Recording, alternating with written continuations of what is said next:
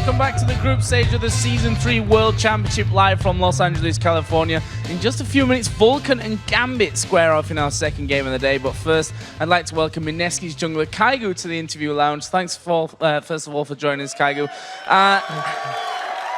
You got some fans here, that's for sure. I want to take it a step back before all this crazy action here at Worlds to your qualification process. You took down SGS in a qualifier that you probably, well, you shouldn't have actually been there in the end. Talk us through that and how it feels to be here at Worlds. When we beat SGS, I think that they played good, but we just played better. And here at Worlds, we're trying to learn as much as we can, and so we can do better next time. So let's talk about your trip here as well, because I think that's one thing that a lot of people underestimate. I'm still tired, and I only came here from Europe. To shout out to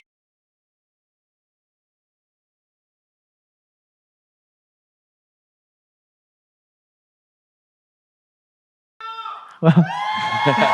And your fans here as well. Hello to the fans here, and shout outs to Mineski, our sponsors, Razer and Monster. Thanks a lot, Kaigu, and good luck in your remaining games here. Thank you. So let's send it over to Quickshot and crew at the analyst desk to break down our next matchup. Thank you very much, Joe. Great interview there by Kaigu. We'll have to see how well he can do against Vulcun. Vulcun, the team that's about to play in our very next game, they are taking on Gambit. And while the guys are setting up on stage, I want to poke your brains a little bit more. We were talking about mancloud and Smithy before going to the break. Now I want to talk to our AD carry and support here about this matchup, because you had some very strong words about Genji's presence in this matchup, Double Lift. So talk me through the Zuna Genji matchup. I definitely think Zuna, while people will undervalue him as not instrumental to Vulcan's win, he is a playmaker at heart. He likes to get in there, and sometimes it goes bad, right? Like sometimes he just dies and randomly throws the game. But he is a playmaker. I feel like Genji, he takes a more passive approach. He's more of a utility kind of player. That's why he plays like Varus, those kind of champions. He used to be known for playing Urgot. And he takes kind of a more backseat role. He's very lane dominant. He likes to freeze. And he likes to be more of an anti-carry than a carry. Definitely the case. I've actually seen Genji at one point just abandoning a teamfight once and just start split pushing with Ashe. And it just indicated how unique he really is. And I've been told that Genji would never go in for a skirmish or a fight unless he knew 100% sure he would not get ganked and that he would survive. And it's a very unique style. Compared to Zuna, I think he only needs like a 40% chance of a possible kill, and he'll just dive in there and he'll go for it. So if they can abuse the fact that there's a lack of synergy sometimes between Voidal and Genji, because they're relatively new bot lane, they might actually come out on top there. Well, for me, when I look at them, I don't see either team as terribly reliant on those AD carries. I mean, we've been talking about the mids, and that's where a lot of the power on these teams, it's where a lot of the kills go. So I'm not quite so sold that their performance is actually going to seriously dictate this game, whereas if we took a team like Ozone in their current state, well, they're pretty reliant on Imp. It always comes full circle with you, right back to Korean team. It's the center of the universe, man. Bread and butter.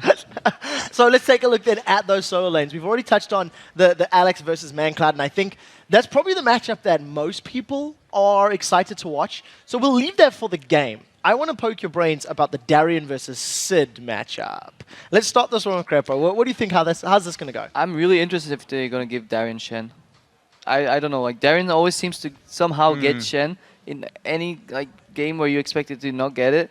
And he does really well with it, but I hope they learn their lesson. Vulcan put a pretty high priority on Shen. I doubt that they're going to actually let him have that. We'll probably see him something on more like Renekton or some other bruiser. Stylistically, I see Psycho Sid and Darien as kind of similar. They tend to play very tanky utility top laners like Nasus, Zac, or Shen, as you said. And they're not very lane dominant players. Maybe Darien sometimes will have like a really crazy game where he dominates, but Psycho Sid definitely, I don't see him like crushing lane very much. He takes a more passive approach. Well, I think they both share those traits. Thanks for the insight, guys. We are going to be throwing this over to Jat and Riv to give you the play-by-play for the game. Thank you very much, Quickshot, and let's get right to it. It's time for our second match of the day and the 7th game in Group B, North America's Vulcun versus Europe's Gambit. Let's take a look at the starting lineups. In the blue corner, it's going to be Vulcun. In the top lane is Psycho Sid, Smithy in the jungle, mancloud in mid lane, Zuna on AD carry, and Bloodwater on support. And in the red font, we have Gambit Gaming with Darien in the top lane, Diamond in the jungle, Alex each in mid lane, Genja on AD, and of course Voidal on support. Indeed, bringing up that support lane, and it's pretty interesting to, we have to remember Gambit did kind of switch out Voidal and Darker throughout the season, so there's a bit of a change for them. But coming into this game, I think it's about the picks in bans. It's really going to alter it for these two. It usually does, but we heard Alex in an interview with Travis saying Vulcun and Gambit have similar picks to each other. Yeah, and the craziest thing about Vulcun, especially when they're in the North American LCS, is how well they played the pick and ban phase against all of their competition. Absolutely. And I have to say, in the game yesterday when Gambit played Ozone, they just completely outpicked them as well. Kassadin ban right off the bat for Alex isn't something that Alex gets many bans against, at least here in the World Championships.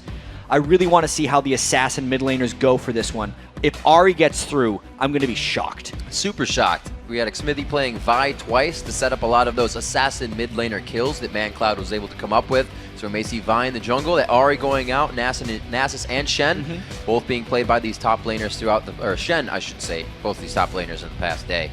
So with these bans, the first few they knew what they wanted, but now it's the game of what can we force them into. Exactly, and when we look at the matchup between these two teams, you look at Darien versus Psycho Sid. The analysts were just talking about it. Those guys are very isolationist top laners. Gambit, somehow it seemed like Darien always gets Shen, but they're not even willing to let it through Psycho Sid's hands because he would just pick it right away. Remember, Psycho Sid played Nasus in his first victory for Vulcun. He played Shen actually in their defeat. It's not something they would first pick, however. It just means we have to wonder what he's going to be picking next. The support has been kind of a neutral pick that teams have been going for. Bloodwater would, much like to grab his Sona up if possible, but they're taking all the time in the world on this one. It's up to Benny, and they're letting him know what's going on. The first few picks here are immensely important. Orianna's a very generalist pick we have here. Zuna has played a little bit of Ezreal. Obviously, both these AD carries tried their hands at Corki. Both won with it. But of course, Corki has been banned away by Vulcun despite them being first pick. There's a lot of mind games here. It's almost like they're banning away a lot of their own champions, right? I mean, even look at Gambit's bans. Ahri and Shen, they play those. Vulcun plays Corki and Eve as well. We've seen Smithy on those. Elise actually going over Jarvan in this pick, or even a Lee Sin. That's leaving the door open if Diamond wants to play Lee Sin right now. Gambit looks like to have one Sona pickup. Voidal, also a very big Sona player, if not one of his most comfortable picks for support as they come in. Also Thresh. Those are his two main big supports there for Voidal. And they basically have their pick of supports right now. Bloodwater really heavily prefers Sona, but he's been defaulting a little bit back to Zyra lately as well. So they're free to let this through. If Gambit decides to go with something like Twisted Fate here, it's a bit of a throwback there for Alex. And this means there's a gamble. I like it. This is going to be an awesome setup here. So we're going to see the action coming from Alex in the mid lane. Teleport on that Twisted Fate with that ultimate. We'll have to see what he can do to create opportunities for the team, but that also kind of plays a waiting game. Now it's up to Diamond to carry that early game, as it usually is for a jungle, but we're not going to see Alex really making an impact until that 6, till that does. It's really crazy that he's picked that so early. Yes, there were a lot of mid lane assassins already banned away, but this leaves the door open for mancloud to pick whatever he wants into it. mancloud has had huge amounts of success on Orianna, but I don't know about his Fizz. Fizz would be the pick if he could play absolutely anything right now to really try and shut down Alex in lane. Vi is expected for Xmithy. He played it both games yesterday. Heavy ganker as well. But if he does that, it also means Psycho Sid is going to be Elise in the top lane. We're going to learn a whole bunch in the next 5 seconds here about Vulcun's overall plan. They are trying to hover onto that. Zyra should be going to Bloodwater here.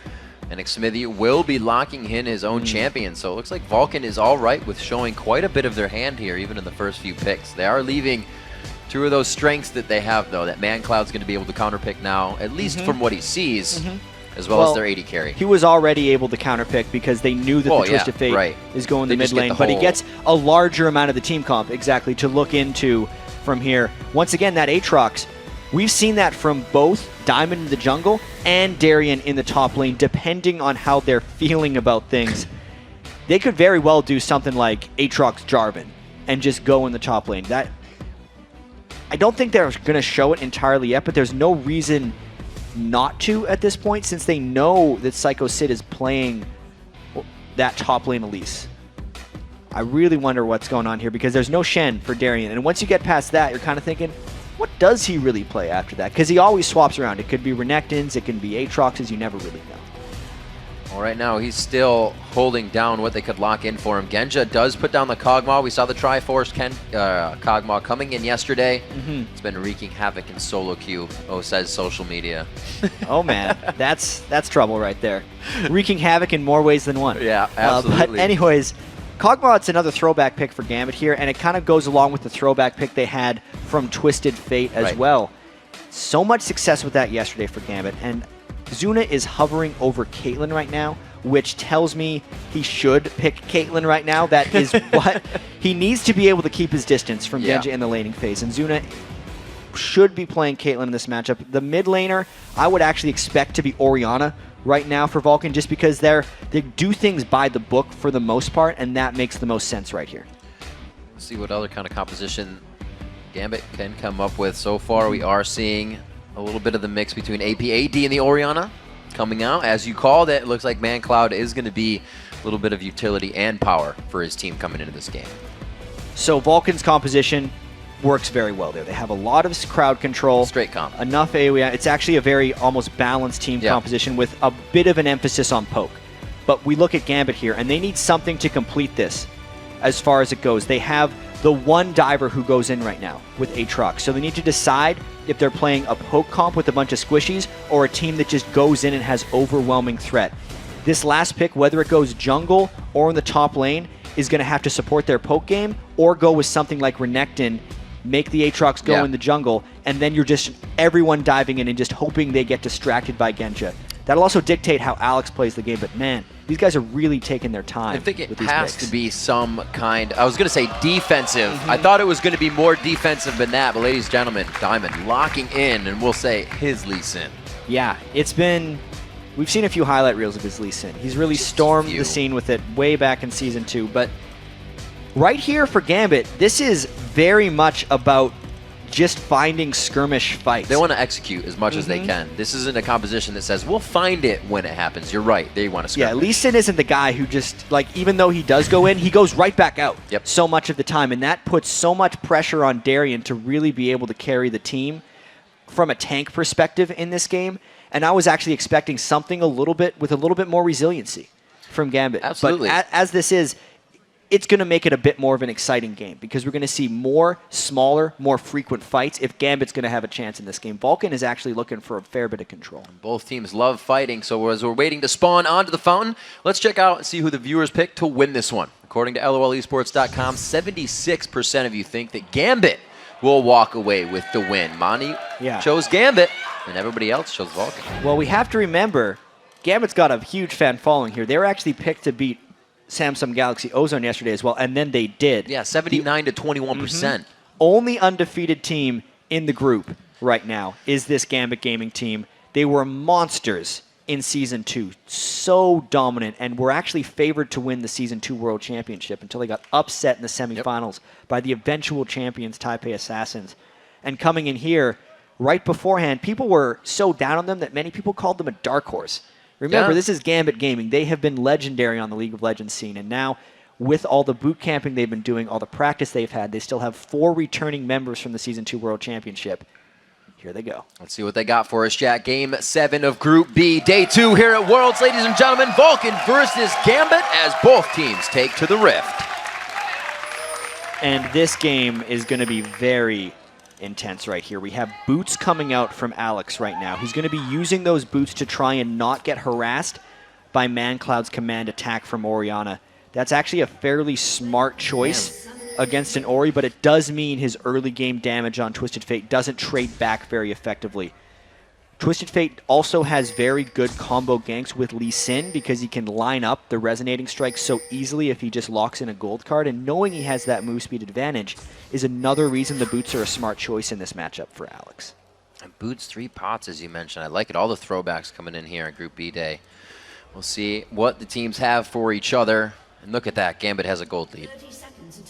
That's Twisted Fate. That's all on the cards. No, that's because the support has picked a gold mastery right here. You can see Bloodwater actually doesn't have that little total biscuit of rejuvenation. Nope. He decided for different masteries on Zyra. So looks like top lane is going to be inhabited here by Zuna and Bloodwater for now. Looks like they're going to get a bit of vision of what's going on. Darien will also be able to give this communication to his team. It looks like it might be that 140 invade coming here from Gambit. And Vulcun had success. Vulcun had success yesterday invading Fnatic as Fnatic was starting red buff. They actually got first blood onto Cyanide and ended up turning 2 kills in that level 1 exchange. But this is a much larger invade coming from both teams. Right now, Gambit just walked through a ward, put a pink. They actually don't think they were spotted here. No way. They're just going to trade reds. They think they're running clean right now. Yep, trading those reds, but this is also what happened previously. Yeah, there's no way these guys are dying for this one, though. Only because the AD carry supports can't come and support that lane. Both junglers will save their smite, and most importantly for the lanes, they know where the jungler is, so they can hopefully react accordingly. mancloud heading towards the top side, making sure Xmithy can walk out cleanly. We'll make sure that everything... Darien, you are so greedy. Like, the AD carry... Darien's all alone in this lane. His jungler's not even close. There's a potential that he would be getting 3-man dove or that 3 people are approaching the lane. But because Zuna and Bloodwater haven't checked that brush, he's getting experience. This is... Alright, they found him. Just playing hide and seek for a little bit. Not too much you're going to get out of Bloodwater with the level 1, and Darien knew that, playing very calm, cool, and collected. Thing is, he got almost all the way to level 2 because of that. Right. That was a really smart play. It now means he's effectively undiveable, knowing that Xmithy isn't close and that he was able to get level 2. Most of the time, they try to dive that guy while he's still level 1. It's almost, I remember Voidboy saying in an interview, you know, that's what you have to do. Almost 2 full waves of sitting at your turret. That's why you see people take wolves. That's the first time I've actually seen that. So bringing out all the stops for awesome Worlds. Little play there. Mind games by Darien, keeping himself safe. All on his own accord. Alex Ish in the mid lane, farming it up with mancloud. No pressure yet there, but they do have the hover around from Xmithy as he starts to head towards the bottom lane. He might match up with Diamond. And Diamond going for some aggressive counter jungling. That's what Xmithy is normally tasked for. And knowing that it's a 2v1 in the bottom lane, Xmithy can't really fight back from Diamond. Voidal, you can see, is coming to bully back, so Xmithy has trouble getting this buff. He wants to wait long enough for his smite. He's not going to have the time.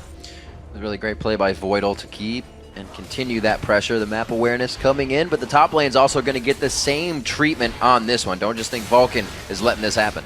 Yeah, and they're trying to tank a few extra shots with plants as well while pushing this turret. It's turned into a bit of a turret race with a slight tinge of counter jungling going down as well. Still that 100 gold lead for Gambit.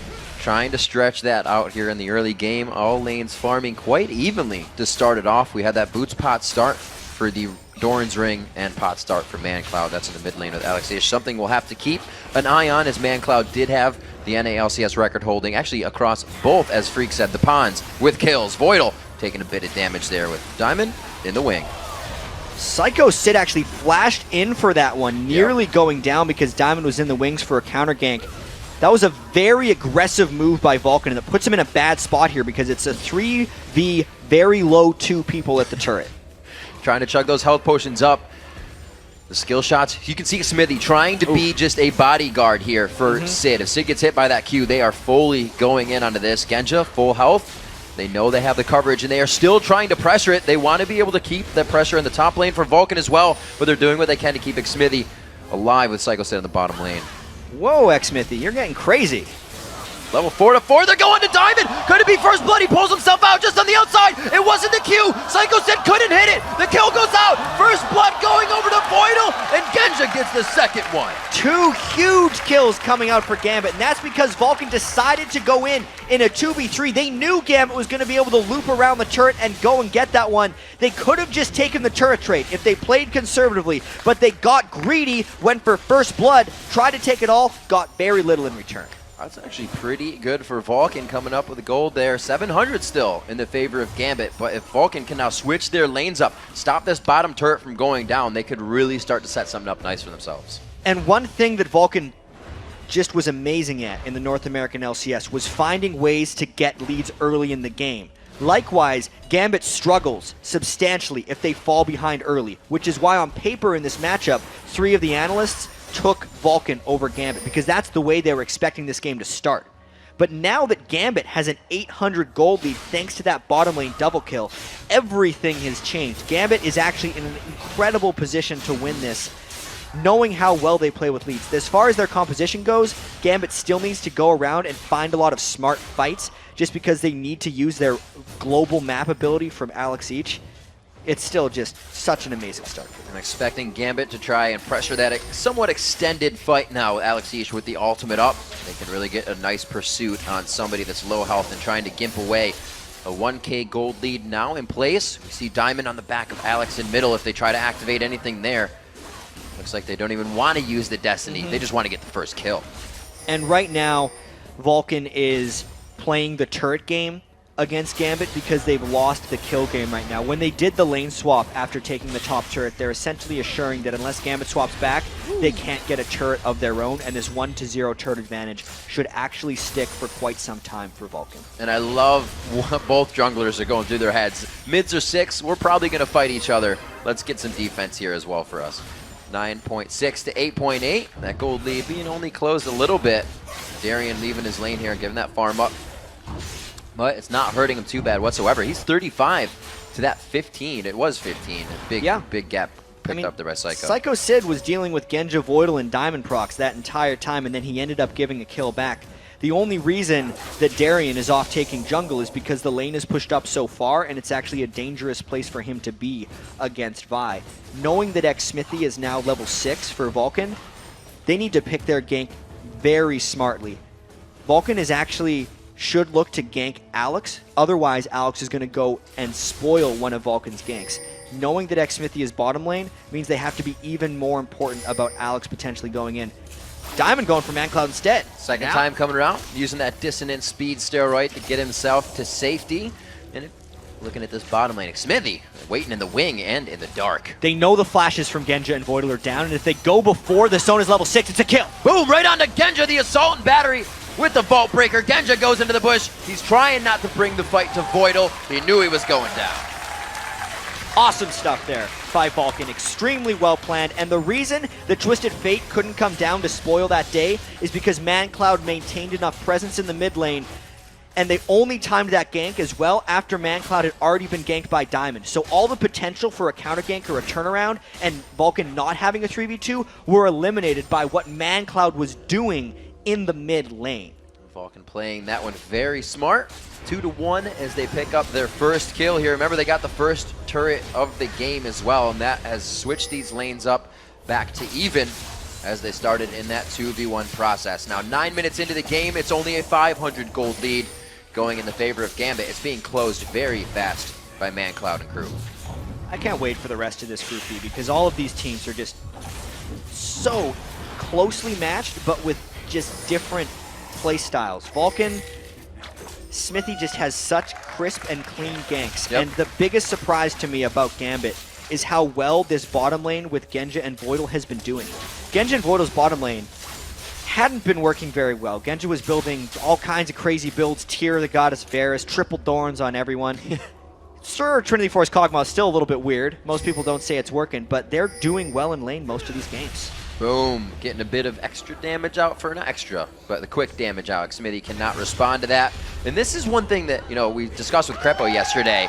If there is ever a ward near Diamond he knows about or in his jungle, he will pull anybody with a pink ward to clear that ward. He does not like wards around him. Yeah, both these junglers are having pink ward battles. Xmithie just trading back with Diamond, actually. Get out of there, Lee Sin. You can't trade with Xmithie's Vi.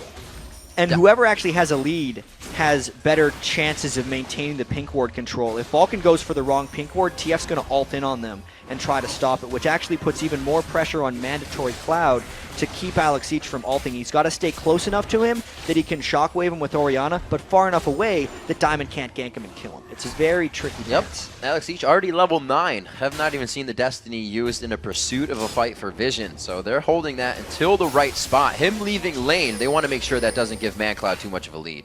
And Darien all the way down here, knowing that Psycho Sid is off in the top lane with no turret as well to push because someone is down. This is Gambit actually just outmaneuvering Vulcun right now. You can't realistically go in and defend this 3 or 4v5. All those pink wards, they are laying them down, getting a little bit of return on their investment here. Xmithy on one side, might try and steal, but he against does Lee have Sin. flash up. He does not get it. That's going to be tough. Lee Sin able to get the execute and the smite down. Xmithy may go down there. Oh, they throw the command shockwave. That was quite unfortunate on the Vault Breaker, just out. He connects with it and he kicks it back. Oh man, double kill coming up for Alex. Vulcun is being so greedy this game. They had an opportunity to push and farm, and he goes for a steal, but then a fight on top of it. Knowing that it was a 4v5, and knowing Darien had roamed down for that fight because he warded inside and he saw the people of Gambit in that Dragon Pit. That was a poor decision right there by Vulcun, and Gambit capitalizes for the Dragon and a double kill. 4-1 now is the score. Gambit has yet to really activate anything else off of their Dragon. They've kind of evened up that gold they lost to the turret, but they're not moving off the kills just yet. However, you can see the pink wards 4 straight down the river in a line, keeping them safe from any invades, keeping Diamond's jungle clear. Yeah, this is more to come back from here because there was the first double kill that Gambit picked up in the bottom lane. And then Vulcun was actually able to play smart and come back from it because Xmithy came to the bottom lane, was able to gank down Gambit. Then Gambit made a great play for a Dragon, and Vulcun should have said, we'll give you that one, and keep playing smart. Vulcun did not, and that's why they're here. I mean, 3,000 gold down 12 minutes in. Knowing that Alex just got a double kill is not a smart play, or not a good place to be in. The roam from him still only coming from walking down to that Dragon, so we're going to have a bit of a lull here for Vulcun to figure out what to do. Xmithy only trying to clear the jungle himself, still grabbing up red, or maybe trying to get that attack down on the mid lane. Alex's flash is still up from that engagement, but mancloud is down. So again, Diamond procs in that half of the jungle, just continuously trying to figure out who he can harass. He's been counter jungling very frequently against Xmithy, and he's definitely inside the head of Vulcun right now. Xmithy's made a couple calls that have backfired, and I think this is going to really temper the aggression that Vulcun is normally able to dish out early game. We haven't seen Xmithy really past the halfway part of the map this entire 13 minutes, and that's because Diamond is destroying him in this jungle matchup. So with this composition, what do we see Gambit trying to do? Because it's not what we thought, the level 6 Alex everywhere. They're kind of just controlling the map. Exactly. It's Diamond doing a lot of work and Alex just making sure he farms. That's completely okay with Alex. If he is willing, if he's able to get 300, 400 minion kills like he did in the old days for Gambit, and Gambit's winning, no problem. We see possible Hydra build coming out of Darien on that Aatrox. Looks like he wants to get out a maximum amount of DPS from his build, so he's going to go straight for that damage. We see again Diamond procs, constant harass towards this mid lane. And bottom lane, Stranglethorn's down onto Voidal. Now it's going to be a quick one. Will they decide to activate this in mid, knowing the pressure is there? So Vulcun can get that whenever they want. Now it's about Diamond. He gets the Q, Destiny coming in. They're going to find each other. There it is, a good shockwave, but it's only going to throw them about for a second. Gets the shield on, the burn is there from Red. They get the flash out for it, though. They were actually a little bit worried he was going to get away from that one. Knowing that there was a kill in bottom lane, though, it looks like we're going to be trading some turrets. Vulcun pushing bottom, Gambit pushing mid. It's textbook reaction by both teams here. You see that much force in the bottom lane, you got to make something happen in a different one. Gambit takes down mid, Vulcun takes down bottom. This still leaves Vulcun up 1 in turrets, but I may speak too fast here. Yeah, Darien pops his ultimate. Aatrox gets an incredible amount of attack speed right here in the mid lane. They get the Sheen procs as well. That worked. Gambit is just capitalizing on pretty much everything right now. One thing I should note is Diamond used one of his pink wards to get in that gank for mancloud, and normally like a pink ward for a kill is giving up a lot of the benefits of the kill anyway, but because they were able to get 2 turrets after it, it is more than worth it, Rick. They're figuring out everything they need to do to make their money back right now. We'll see and take stock of the CS in the game in the mid lane. The mancloud versus Alex each. We have 137 to 149 in a now completed Lich Bane coming out from Alex. So a lot of potential from that mid lane. And look at how much damage the rest of Gambit is actually building into their items. Darien is not going tanky Aatrox right now. He's all about the damage because since they're trying to snowball ahead in this one, knowing that if they got late enough against Vulcun's team fight composition, they would fall behind and most likely lose this one. They're just going for it right now. Expect Darien to be ganking a whole bunch, especially with Alex, and just making things happen. And some, not a resurgence, but a lot more of these Madrid's Razors coming out. We saw Dandy playing it on his Jarvan yesterday as well. Well, Dandy got it on Jarvan because he'd fallen a little bit behind it and needed to clean up in the jungle more. Diamond just buying it here because he's a fan of that item. It helps him counter jungle much quicker, and he's been doing so much of that against Smithy that he can just go for that. As well, when you build a Razor, it's good for the early game when you're jungling, but it falls off later in the game, which just builds more into the Gambit strategy right now of just winning early. We'll see if they can continue their pressure. They have gone full force so far. Now 16 minutes into the game, they found themselves 5 kills.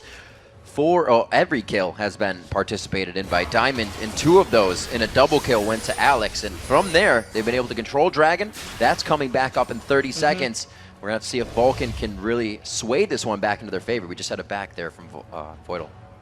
I wonder how these next few minutes are going to play out, because Darien has been spotted by the ward, and he's also going up to clear this top lane. Gambit is up by so much gold right now that if they decided to get the next dragon, any fight contest by Vulcan, I feel, would just be a disaster.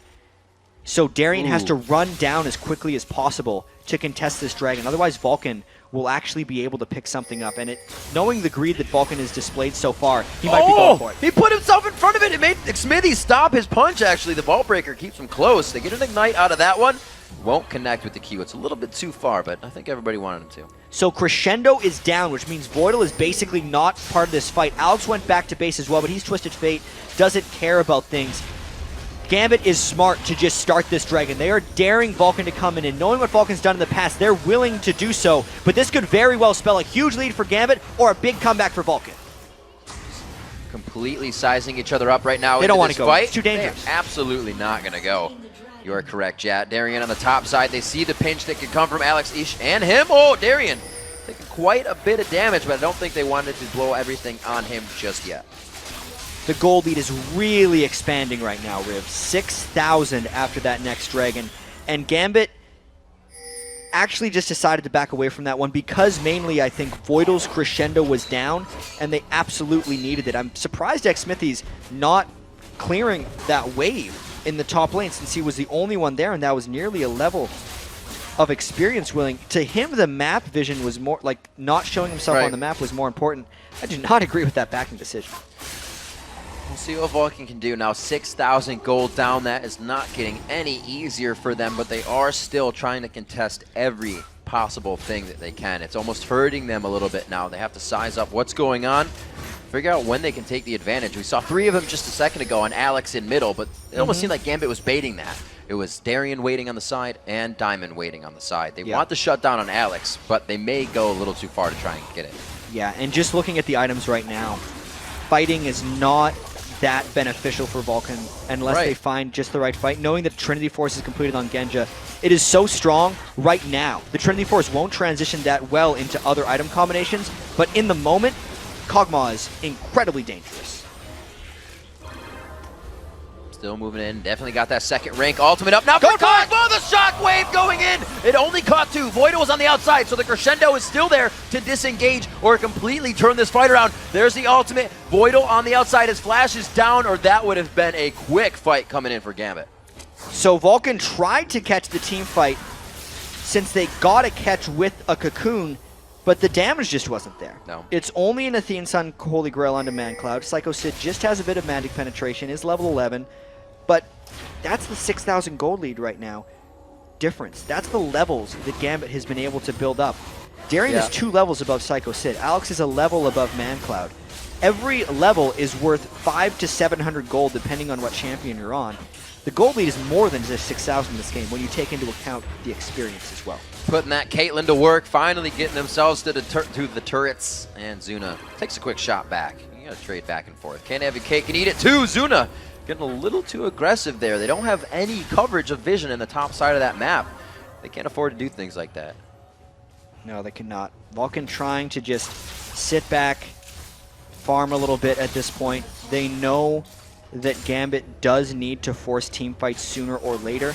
And if Gambit's not too aggressively counter jungling or forcing around Baron, the percentage gold difference will remain even and maybe even close a little bit. So it actually is on Gambit to make a couple plays here, unless Vulcan runs into them. You got the flash there out of Diamond. He actually pulls that over using his ward. Maybe that safeguard was just down from mitigating a bit of damage. We see the Bloodthirster, Caitlyn coming out instead of the Infinity Edge. These extended fights that Vulcun knows are going to be happening. I'm wondering where Zuna's going with this. He might go for a static shiv as well, in which case he'd just be trying to get more wave clears so Vulcun can stall or just do a bit of a push strategy against them. Vulcun does have 4 ranged champions, so they got pretty good poke if they can set up extended sieges. Vulcun doing a very great job at controlling some of these turrets. They finally push Gambit back with their gold deficit to take down the mid turret. We'll see that Alex Ish now gathers with his team in mid, and we'll see if Vulcun can now hold off what Gambit tries to throw back, because with that turret down, Vulcun is kind of searching now for where to go next. That turret was the last thing they had as a low-hanging fruit. It's been a very interesting game, because if it wasn't for the 2 errors from Xmithy, where he basically baited Vulcun into multiple double kills, the game would be extremely close, and Gambit's team composition would be running into some dangers of falling off. But as it is now, since they have a 6,000+ gold advantage, I think they're going to be able to take that and just grow their advantage, and they're far enough ahead that they can really make some aggressive plays. I think it's just a matter of Gambit getting the right ward control right now and then finding the fights with which they can engage. 2,500 gold in the hands of Alex over mancloud right now. That's that. Zanya's coming in for him. The playmaking can also now start to come from Alex. We haven't seen the ultimate really start or end a fight. It's kind of just been to facilitate vision for his team to go in. So the way they're using the Twisted Fate, a bit different than usual.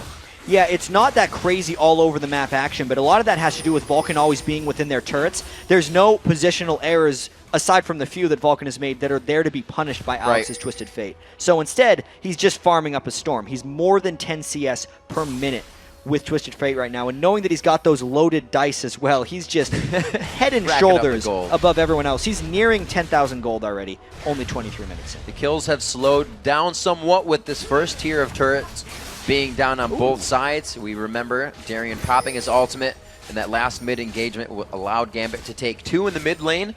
They haven't really tried to work off that, though. They're not invading the jungle. They're not trying to pressure in and get any pinch attacks in, like you said, waiting for those mistakes, but Vulcun not making them too often here. And despite Vulcun being behind, they are still dumping huge amounts of money into wards. There are 4 pink wards within Vulcun's red jungle, and that is what they have had to do since they've lost those 2 middle turrets. They cannot control the entrances and exits by turrets, so they have to do it with pink wards. It's an interesting play there because they normally need that gold to come back into the game with items, but instead they're using it for vision control, which actually tells me Vulcun is looking to find a team fight somewhere in their jungle while Gambit looks for picks. Voidal almost being the first one. Yep, he took his cue. They go to Dragon. The Oracle's on Voidal now, looking over onto Bloodwater. I don't believe he has one just yet. Still working with the pink wards on his side. So Gambit clearing out this map for themselves. They will start to pressure and push every lane past the river and hopefully start to get some more attacks in the jungle. I fear that Vulcun could actually stall this out quite hard coming up here. Well, they've been stalling for quite a while, so they can try and continue that trend. The later it goes, though, the faster Gambit can kill Baron, and the riskier and more difficult it will become for Vulcun to actually play this stall game without just risking falling too far behind and getting tower dove. Vulcun has been prioritizing pink wards in their red side of the jungle because they were hoping that Gambit would look for a fight around Dragon and then Vulcun could turn something around. But that's actually going to turn to Baron next. Vulcun waiting in the wing. They see that ward come right over Wraiths as well. Gambit pretty much always has an idea what zone of the map Vulcun is on, what quadrant, if you will, if you split it up into that 4. And right now, they know that bottom is just warded up. They aren't even really entering it.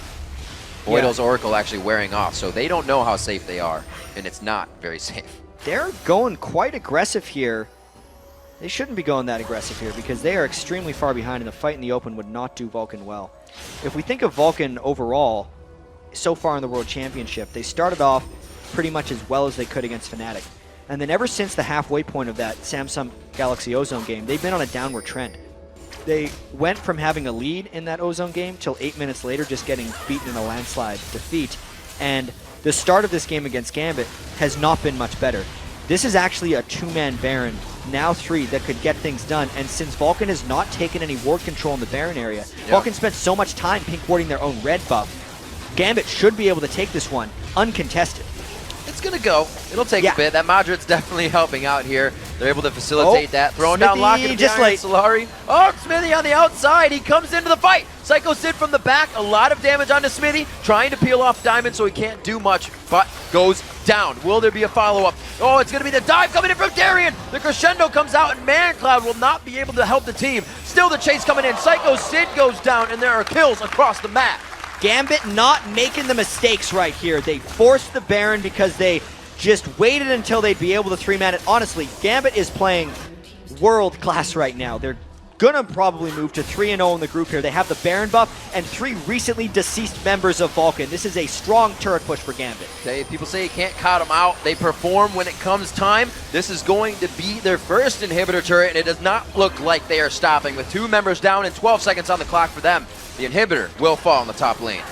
Yeah, this game just blew wide open for Gambit. They'd had the lead for a while, Vulcun stalled for a bit, and now Gambit is just doing what they want. This whole base right now is Gambit's. They have a mid wave that was perfectly coming down that only helps them to get more objective here. That's the 3rd turret on this run, and it looks like Vulcun has the team up. They now want to engage. Those timers are up for them. Darien goes in, but it's a back off from everybody, and this is when Genja comes into play. Everybody's scattered, the living artillery to come down. And they still have the Baron buff, regenning everyone up from Gambit to get 2 more kills. Gambit looks like they have a very quick victory here if they just finish it off. A good body block there by Diamond as Genja still throwing that Bio Arcane and Living Artillery at his opponents. The first Nexus and the second turret fall at the same time. It's going to be the Nexus as well. 10-2. Gambit 3-0 here in Group B. Gambit absolutely dominating this group so far. Vulcun looks strong. They took them down. They beat Ozone yesterday, and that only took them 27 minutes to dismantle that Vulcun team. Diamond Prox has got to be happy about that. You know, they kept coming in with the same. He didn't have Ahri, and Alex did not need it. He brings out what I believe is the first Twisted Fate for us here at Worlds. Yep. And they were able to play it in a, not unorthodox way, but it wasn't the destiny to kill. It wasn't the destiny to, like you said, get somebody out of position, because Vulcun wasn't making those mistakes. So Gambit adapted, and they made it happen. That was an exceedingly measured victory by Gambit. They, even with the aggressive composition and the ability to start fights from very different places, they only fought a couple of times, but always in incredibly important positions, right after the Baron, right before the Dragon, and they ended the game quickly because of it. All right, chat. Well, that quick game, we're going to be sending it over to Quickshot and crew for a breakdown of Gambit's dominating victory. Thank you very much, Riv. I want to start this one off by saying, Monty, how does it feel to predict one that none of the other analysts predicted? Here we go. It feels fantastic. But to go back to that game, I was a little bit nervous for Gambit at the beginning because the composition that they had with Aatrox and TF, that's really snowball. You have to get an advantage in the early game. And so while that victory looked pretty one-sided, that's kind of what happens with that composition. It's either all up or all down on that. And it seems like Vulcun kind of handed them that too. A couple early mistakes here really cost them in both side lanes. I think the first mistake was just not picking Sona first. History has shown that if you take Sona away from Voidal, he's still going to do decent to well, but he's never going to have that game-breaking impact. He really likes those crescendos, and Gambit is a team that follows up really well on those crescendos. Not that these had the biggest impact, because I think the early mistakes, there's quite a few that just made Vulcun lose grip of the game. I think the biggest thing was when, a reoccurring problem throughout the game was when Gambit was taking objectives and Vulcun had lost something, like a dragon or a tower or something, they recalled instead of continuously pushing. Generally, it's not just like a free objective. You can get something out of it. Vulcun literally just made it a free objective. On top of that, right after the objective was taken, they went in and started contesting. Like they were taking Drake. They were setting up. Can we fight? Can we fight? Can we fight? No, we can't fight. Let's run away. Oh no, let's try it anyways. Yeah, they just Smithy like flashed into the Drake pit or Vault Bucket, and I can't remember. But he went for the fight instead of using his second dash ability to get out. Drew Orianna in and got them baited. And that was not even the worst mistake. I think really early in the game, that's where they threw it. Yeah, I mean, if we look at that first fight around the bottom turret for Vulcun, where we had Smithy down there with Psycho Sid, and then we had the 3 members of Gambit hovering around the turret. In the meantime, the duo lane of Vulcun had taken down that top turret, but no damage pretty much to the Vulcan's tower, and yet they stepped into their own jungle when they didn't know. They went for the fight. They surprised themselves with how much damage they did onto Lee Sin, and they thought they could go finish him off, but they had used all their abilities. There was no more damage to come, and feeding Genja 2 more kills on that Kog'Maw got him going very early. Xmithie is a jungler that actually knows the damage output of his vibe really well. You could see that sometimes he's even surprised Diamond procs in some trades in the jungle, but they just chase too far, and I just think the entire idea of going into that brush near double golems to chase Diamond procs off was not the best, especially when you consider that top lane, they were just hammering on that tower. It was going down. It was 20% from being killed, at which point bot lane was 80% health. If they just turtle a little more, they take top tower, rotate it down the bottom. They had superior Drake control. They could push it, which allowed then Xmithie to pressure Alex H more, which would give them no opportunity to Destiny out. But they just... Did you? I know we were so close. Oh God! Like, and even though we harp on Vulcan for all their mistakes, I gotta admit when I'm wrong. You know, Gambit played pretty well. They have very interesting map movements that a lot of NA teams wouldn't normally expect. I'm just gonna say interesting because those are not normal for us. The Drake. Break it down. What's specific now? Because and the reason I want to interject here, I overheard Crepo and Monty talking about the rotations from Gambit, and we weren't painting a pretty picture. So I want to hear your thought, first of all, double lift, and then bounce it to Crepo and Monty. I think, okay, well, first, their lane setup for the 2v1, I felt like that was a little bit unorthodox. Generally, you would want your Kog'Maw to lane against Caitlyn because that's a pretty decent matchup. That kind of threw them off, like, who would send an Aatrox of all champions into a 2v1? You know, that's very strange to me. Another thing is they're a super aggressive dragon movement. The second they got any leeway to get it, they just hopped on it like a Korean team would. And another thing that really stood out to me was the fact that they would just randomly 5-man bottom lane. And it wasn't random, but it was very surprising. They 4-man with the TF very aggressively. I don't think you can really say Gambit chose to do that, because if you look back at the early game, Vulcan had the superior ward control. They knew exactly what Gambit was doing. Gambit actually had the chance to steal their red buff away, and they just pretty much traded red buffs. I feel Vulcan could have contested that, especially if you have the knowledge of what's going on level 1. Mirroring is probably the worst thing you can do. I think they could have punished that invade, because if you look back at the early game as well, Lee Sin could have actually dove earlier, like the 3v1 dive that we saw in the other game that last night as well, which can really hurt a lot of teams, could have happened earlier. They could have dove the bot lane at least way earlier. They just chose not to. Both junglers actually went for double buffs, a few jungle camps, and then went into the respective lanes. So I feel Vulcan could have exploited their wards a lot more early. For me, one of the big points, too, was we saw the itemization from Gambit while we were talking about the lack of rotation. So Gambit chose to build Ravenous Hydra on Aatrox first and then followed up with Lichbane on TF. And these are typically items that you get on those champions if you're looking to split push. But they didn't really split push. And at one point, Vulcan had filled their lower jungle full of pink wards, expecting that if they could get vision control, they could make a pick. But then Gambit just all stayed as 5. So it was kind of like a strange situation where I feel like Vulcan tried to guess what they were going to do, and then Gambit second-guessed them in response. It was pretty weird. Let's take a look at the bigger picture. We step back, and you know, we can all sort of agree that there was some misplays from Vulcan in terms of positioning certain engagement, things like that. There was no super standout individual player. I think Diamond Prox had some very good initiations with his Lee Sin, and you cannot discount the impact that it had in those very first few fights, because this was a low kill scoring game. Is it all just about the map and these weird map rotations that we've been talking about? I mean, Gambit just seems to be in control. Well, it's interesting that you brought up the Lee Sin there specifically from Diamond, because they've been practicing against the Chinese teams a lot, which is what you were referring to the earlier games where with the 3v1 tower dives. And they actually took a lot longer to pull off their 3v1 aggression there. It could have gone bad for them, but again, the Vulcan were the ones that overextended and sort of handed them that Chinese playstyle, what they wanted to go with. I really feel like Gambit really did well. I don't want to take anything away from them, but they handed Vulcan a few possibilities in which Vulcan actually opted out of.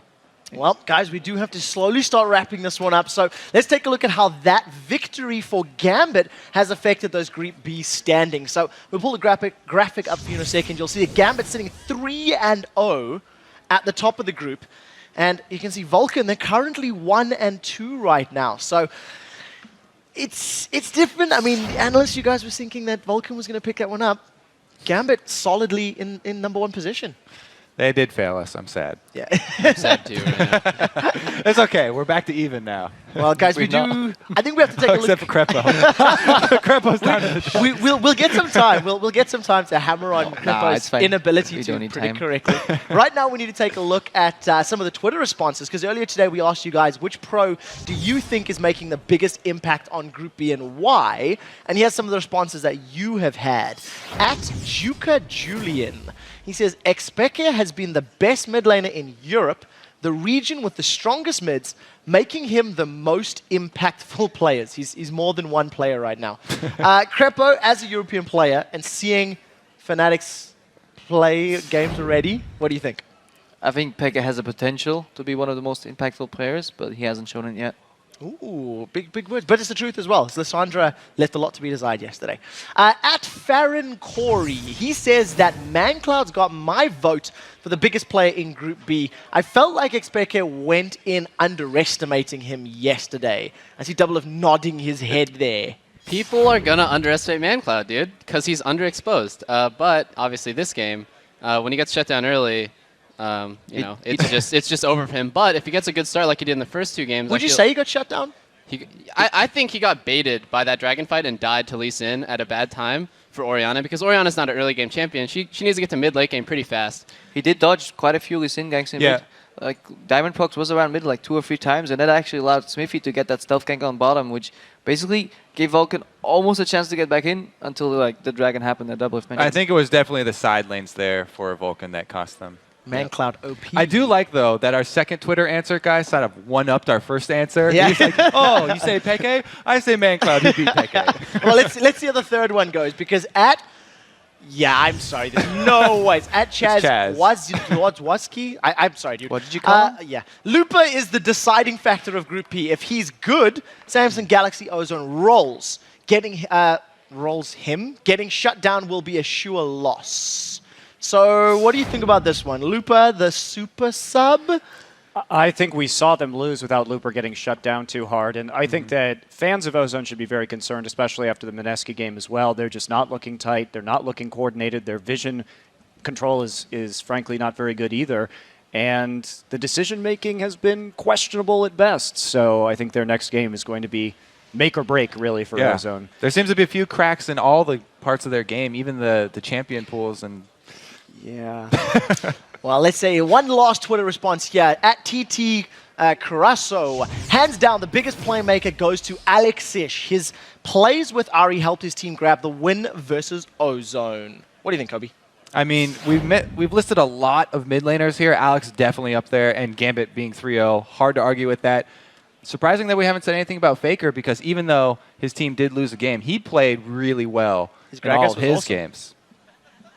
Wait, are we on the wrong group I there? think we're in the wrong group. Yeah. That's what I think Twitter would mention up, it. dude. We're trying to be nice. We're trying to be nice. We still love you. I think the answer is in the question: which most impactful player?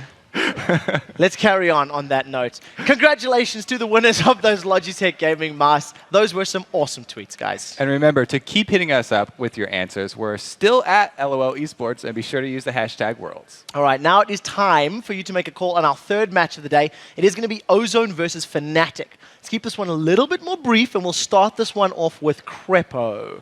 Ozone or Fnatic? Who's going to win and why? I think Data's gonna be slowly recovering from yesterday, and Fnatic didn't look that strong. If Fnatic picks better, they stand a chance, but my money's still on Ozone. Picks better meaning not Yorick, I assume. Part of it is Yorick, yes. Double lift. Who's going to take this one? As much as Fnatic is, the #1 seed or whatever, I think Whatever. Or whatever. yeah, not a big deal. The region is meh. No, I'm just kidding. I think Dandy is going to out-jungle Cyanide so hard, and that's why I think Ozone's #1 here.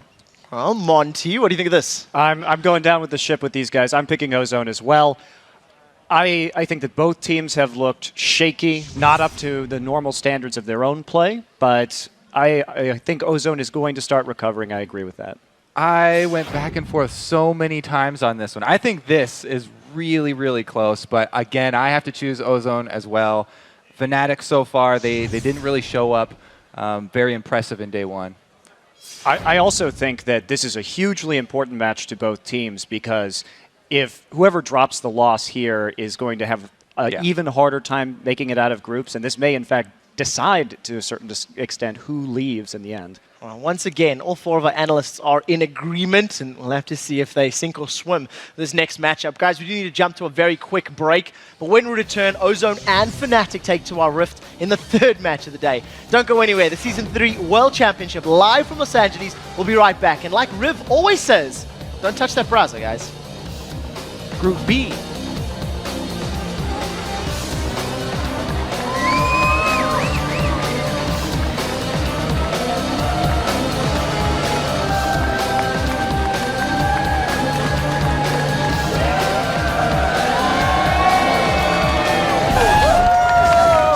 Couldn't hit it. The kill goes out. First blood going over to Voidal, and Genja gets the second one.